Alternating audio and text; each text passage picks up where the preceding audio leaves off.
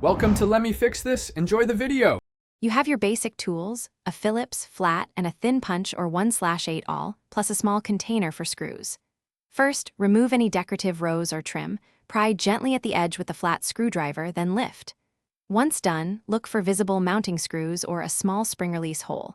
If you see a pinhole, press with the punch while pulling the knob toward you.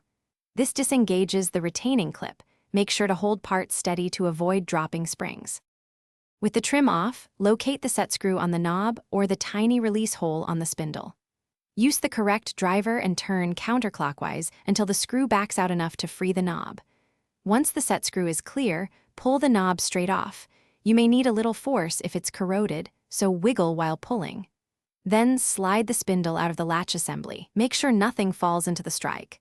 Catch springs or washers in your container and note their orientation for reassembly. Now unscrew the 2 screws on the latch faceplate and pull the latch mechanism straight out from the edge of the door. Inspect the latch bolt, spindle, and screw threads for wear. Clean off grime and replace any bent or stripped parts. To reassemble, reverse steps. Insert latch, seat spindle, slide knobs on, tighten set screw, and test function. If the knob won't come off, try penetrating oil and let it sit for 10-15 minutes. If still stuck, use a strap wrench to avoid damaging the finish.